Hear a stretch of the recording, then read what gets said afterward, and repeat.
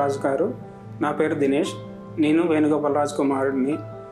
మా నాన్నగారు గత 2 నెలలుగా ఆకలి లేకుండా వెయిట్ లాస్ అవుతున్నాడు. అన్నం తినుకోకుండా వెయిట్ లాస్ అవుతున్నాడు. దీని ద్వారా గుంటకల్లో పలు హాస్పిటల్ని చూపించగా వాళ్ళు గ్యాస్ట్రాలజీ అని గ్యాస్కి సంబంధించి ట్రీట్మెంట్ ఇచ్చినారు.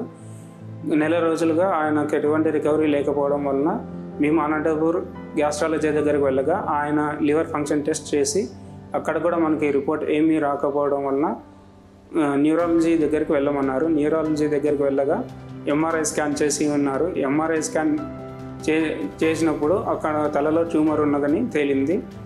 న్యూరాలజిస్ట్ వచ్చేసి న్యూరో సర్జన్ కలిసండి, ఎంత త్వరగా కావాలంటే అంత త్వరగా సర్జరీ చేసుకోవాలి అని చెప్పినారు.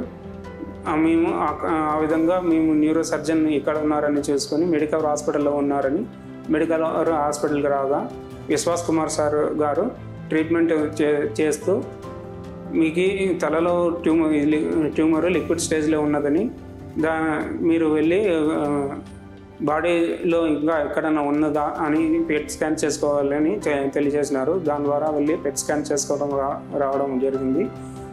పెట్ స్కాన్లో బాడీలో ఎక్కడా లేదు, తలలో ఉందని తేలింది. దాన్ని రిపోర్ట్ చూసిన విశ్వాస్ కుమార్ సార్ తలలో ట్యూమర్ ఉంది, ఇది చాలా క్రిటికల్ సర్జరీ, నిదానంగా చేయాలి అని చెప్పారు.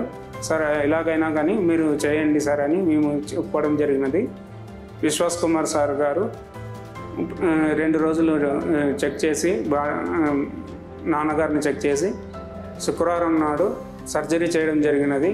సర్జరీలో ప్రస్తుతం నాన్నగారు కోలుకుంటున్నారు కాబట్టి ఈరోజు డిశ్చార్జ్ అవుతున్నాము. డిశ్చార్జ్ అయిన తర్వాత 10 రోజులు ఇంటి దగ్గర ట్రీట్మెంట్ తీసుకొని 10 రోజుల తర్వాత వచ్చి కలిసామని చెప్పారు.